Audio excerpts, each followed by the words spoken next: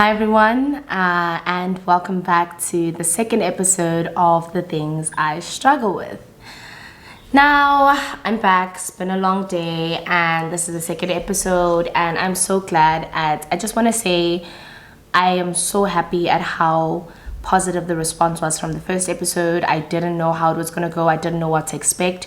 And to get that kind of feedback, that positive, loving, caring feedback has honestly just made me want to do this episode a lot more. Now, I've already jotted down 10 of the episodes that I really want to shoot, and I do want to take them out week by week because these are very, very heavy topics, and these are topics I would not want to release like one after the other like I normally do with my videos.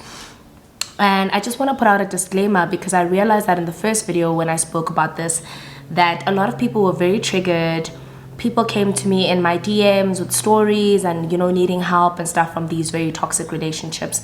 And I'm really sorry that I didn't let out some sort of trigger warning or some sort of disclaimer that these topics are very triggering emotionally and they can take you to a place where you might not have wanted to go at that particular point in time.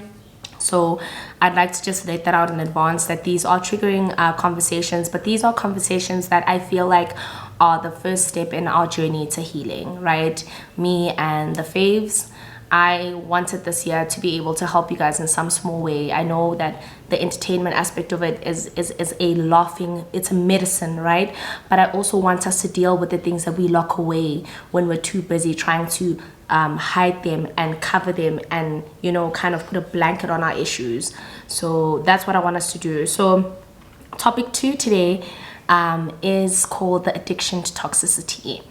And I've seen this topic go around and round and round on Twitter. I've seen it so many times. And at first when I used to see it, I thought, but then I started to see like the elements of what the addiction to toxicity is and how there is something called a toxic relationship, but the addiction to it, once you start becoming addicted to that really I don't want to say haphazard, but really dangerous idea of love, that's when things really start going downhill, So let me start at the beginning by describing what a toxic relationship is, or like toxic. So that's something that's generally very harmful to you as a person.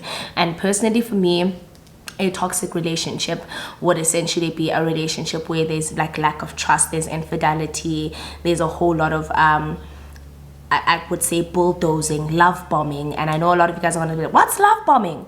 I'll explain that later in the video. There's a whole lot of, narcissistic traits. There's a whole lot of manipulation. There's a whole lot of play on emotions. And what essentially a toxic relationship does is that it disempowers you.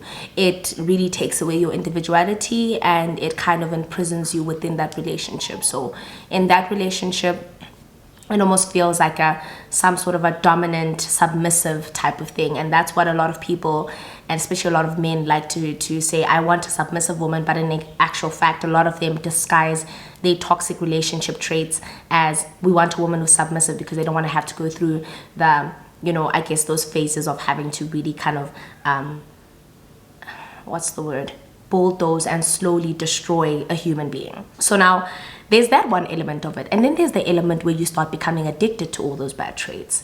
Now, I'm going to talk about how movies, how these shows that we've watched have romanticized toxicity, right? All the way from the very beginning. Our celebrities, Rohana, We Found Love in a Hopeless Place. Then there was Christian Grey and 50 Shades of Grey. Then there was 365. Then we had a lot of things around us, a lot of shows, a lot of movies, a lot of media, a lot of Western culture that has basically romanticized toxicity. And now you start becoming addicted to it. So I'm going to talk about us as human beings when we do enter relationships, especially when you are someone who generally wants to be in a loving relationship where there's equality. When you are someone who's generally very caring and you start falling submissive to your partner and your partner does showcase those elements of narcissistic traits, when you do finally break away from that, let me give you an example of what happens. So you break up with the person and I'm talking specifically to women because there's a lot of females on my channel. I don't know if there are any men watching, but the men do experience the addiction to toxicity as well. I just want to let that out there. Men do also experience the addiction to toxicity, and I'll explain why I say that. when you're sitting with your friends and you're like, yeah, friend, he did 1, 2, 3, 4, 5. That's day 1. And then you get to day 5, like, no, but I miss him, friend. I just unblocked him, but you know, I'm not gonna talk to him. I'm gonna leave him. Then day 7, you're just like, friend, so we decided to sit down and talk. And I started to see that maybe I was being a little bit crazy. Do you understand that? Right?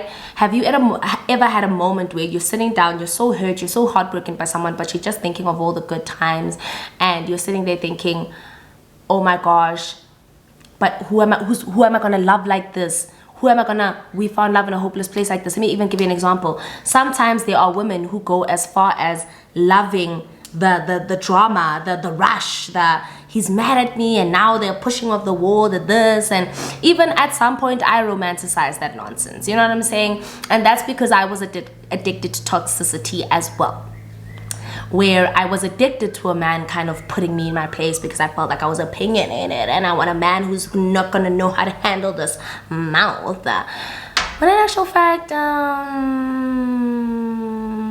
girl, no. What are you doing? Okay? And men also get addicted to toxicity. Let me give you an example. Like, if she's crazy, her pussy's fire. Or, oh my God, she's crazy, but that's my crazy. Like, oh my God, you know, she breaks plates and stuff, but I love her because that's my little crackhead type of thing.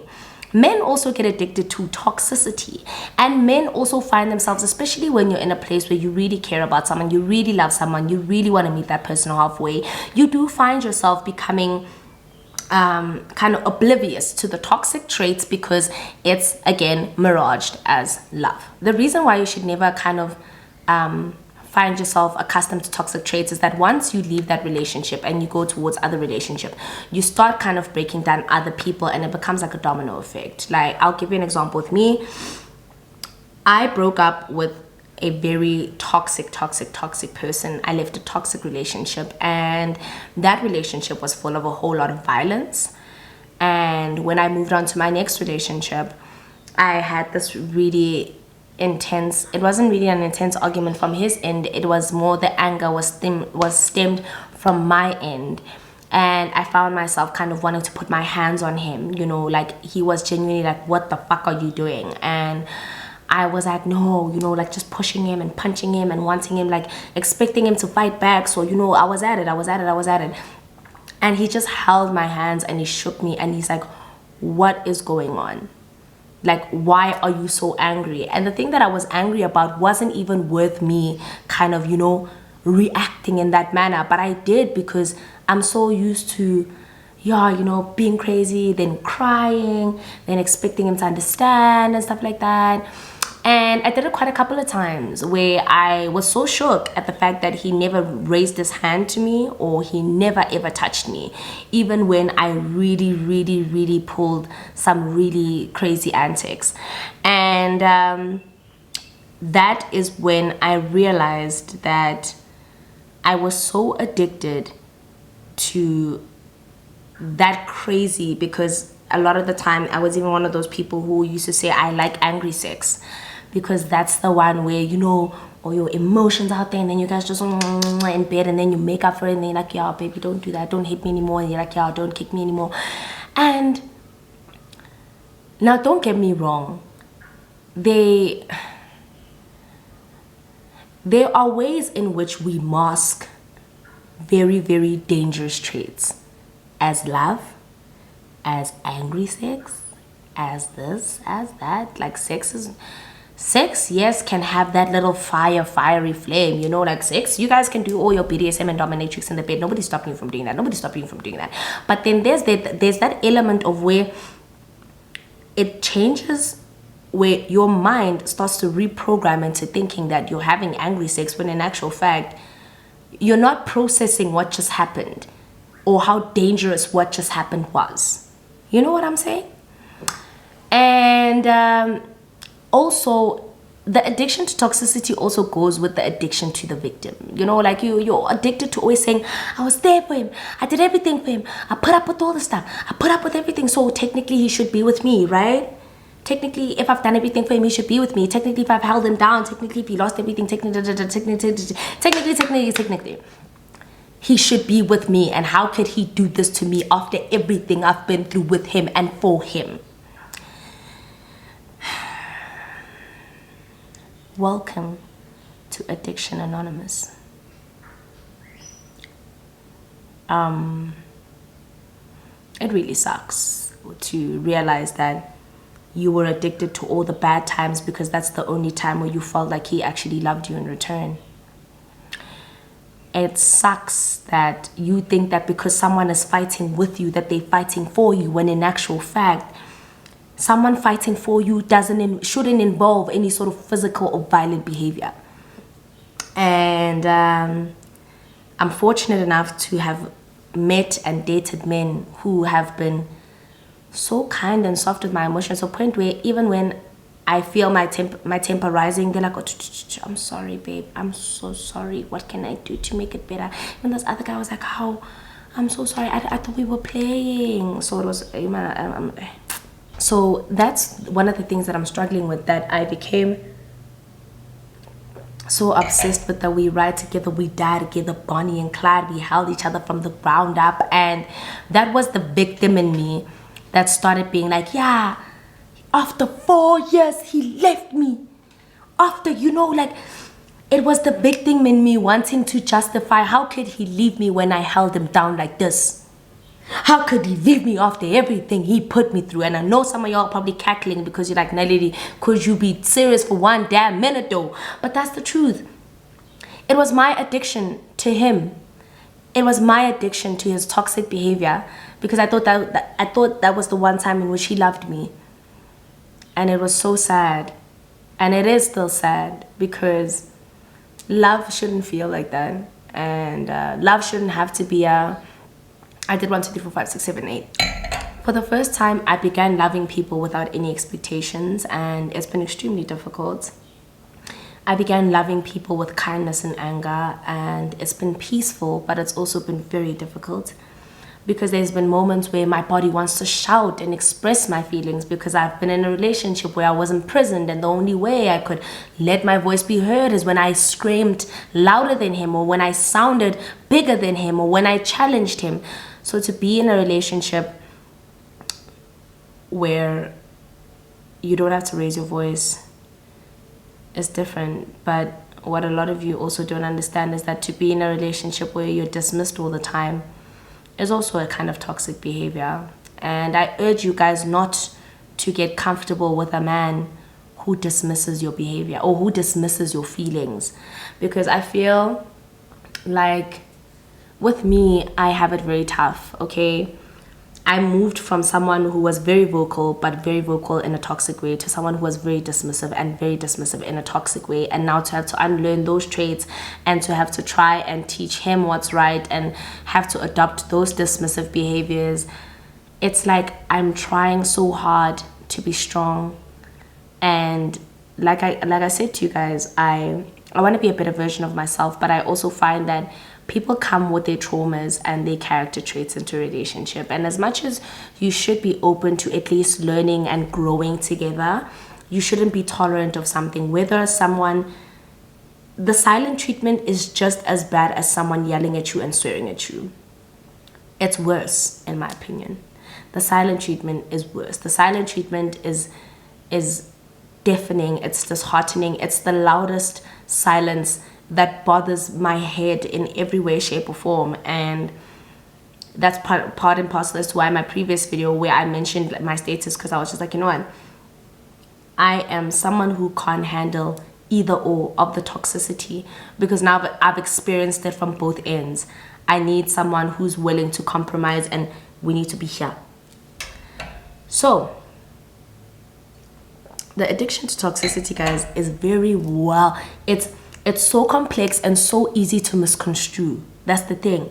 It's so easy to misconstrue what the addiction to toxicity is. And I've seen some men also put up with that painfulness, that's not a word, but I've seen some men put up with toxic women and bear through it because they love them. And as a man, how do you walk away from this woman because she throws your shit, she burns it, but then she comes back and she tells you she loves you, and you're just stuck in this world where you're so mad, but you love her so much, and you can't imagine life without her, because you can't imagine, you don't know if you'll ever meet another woman who will fight for you like that.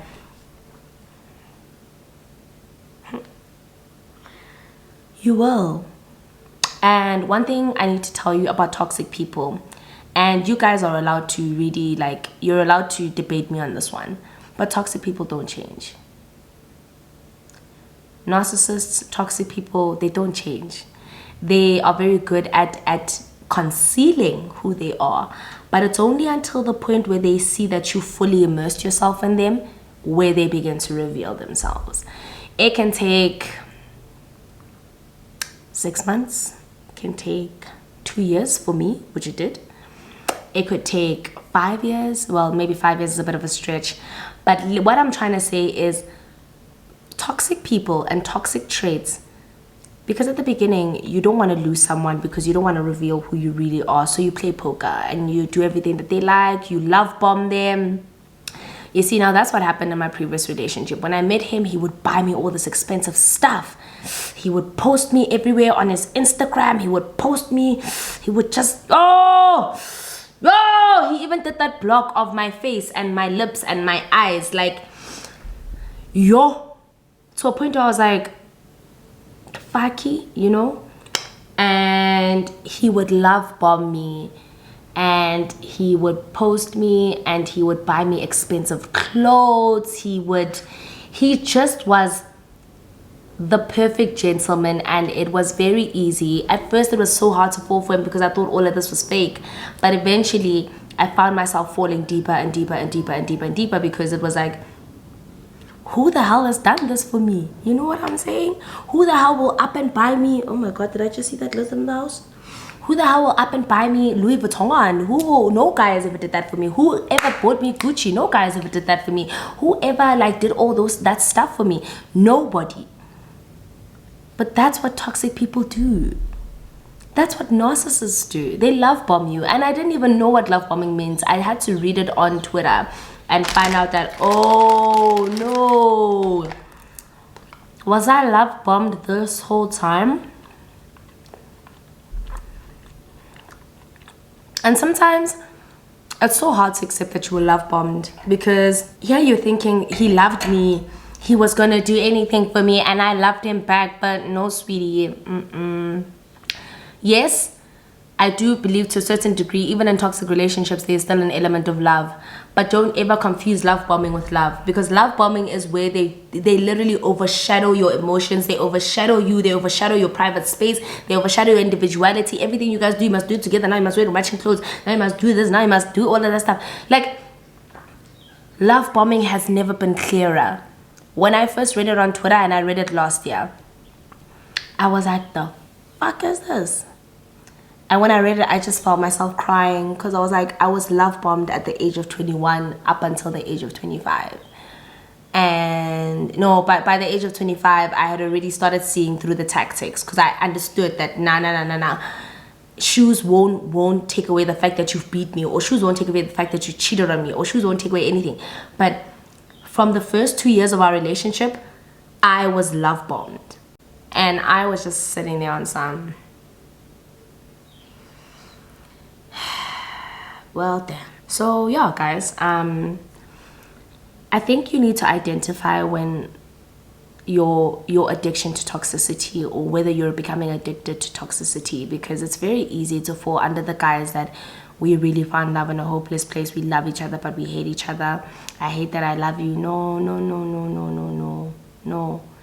When you're a human being, and don't get me wrong, everybody at some point goes through some sort of lesson, whether it's in the form of a toxic relationship, whether it's in the form of a toxic partner, whether it's in the form of a toxic family member, because the addiction to toxicity doesn't end there. The addiction to toxicity, the root of it are your traumas. And you're allowed to debate me on this, because this is from everything that I've learned. I feel like the addiction to toxicity is due to the root of your traumas. Now, you guys know that I came from a family where my parents got divorced when I was really young, and I didn't really have a relationship with my dad up until my mom passed. Now, I knew him and I saw him all the time, but like, what was I going to talk to a man? Like, I was young, he bought me shoes, he would come to the weekend, he would just buy me everything, take me to school, make sure I'm okay, feed me. But the relationship I have with my dad now is not the relationship I had with my dad growing up. And I only realized this last year, that in actual fact, I never really knew my dad. I knew him, but I didn't know him.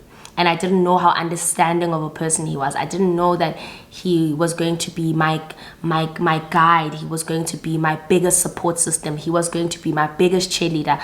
All of the stuff about my dad, I had never known that he was capable of, because I never took the time to know him, because when I looked at him, all I just saw was a father. And I realize now that his presence, or lack thereof, in my life, because of the divorce, right, kind of led me into falling deeper into the hands. Like, everybody has daddy issues, dude. I feel like I also had them, where I met someone who was there and he shielded me and he protected me. And I always say that I used to love how every time I needed him, he was there. And as I can see now, that the addiction to that toxicity was as a result of my traumas that I needed to deal with, and accept that even when someone isn't there, you know, people are going to be there for you, but they don't have to control you or be possessive. You know, I started liking the fact that he was possessive of me. I started loving the fact that he would tell me, no, I don't like that. And I thought that that was just a man who adored his woman, when in actual fact, that's just a man who wanted to control his woman. You know what I mean? So yeah, that's one of the things I'm struggling with. Entering into new relationships, not sending everybody my location all the time, not good night, good morning all the time, not telling him my whereabouts, because I do that often. And one of the people I was speaking to was like, you know, you don't have to tell me. And I'm like, why? Don't you want to know? And he was like, no. And I was like, initially I felt so hurt. I was like, why wouldn't you want to know? But then I also realized, you know, so those are some of the toxic traits I'm letting go of. It is the second thing that I'm struggling with: the addiction to toxicity, the addiction to toxic traits, the addiction to toxic men, because I was with a toxic man, so that's what became attractive to me. The addiction to a man who kind of spoils you rotten, but still has the leverage to hurt you, and you're not going to go anywhere, you know. And at some point you become addicted to all that toxic trait. You're literally in the middle of the storm and you don't know what's going on. You can't see beyond, because this is your life and this is what you're exposed to. So yeah, guys, I urge you guys to please be mindful of toxic traits and try not to fall victim to that. Try not to fall into that really toxic behavior. I'm really sorry, guys, I'm so dry. But yeah, that is another thing that I'm struggling with. I'm just going to leave it there, because I don't really want to expand on something that I really don't know enough about. This is just purely my experiences. And yeah, guys, I think this is the end of episode 2 of the things that I'm struggling with. I love you guys so much. Thank you so much for the positive responses in the first episode, and I'll see you guys in the next one. Bye.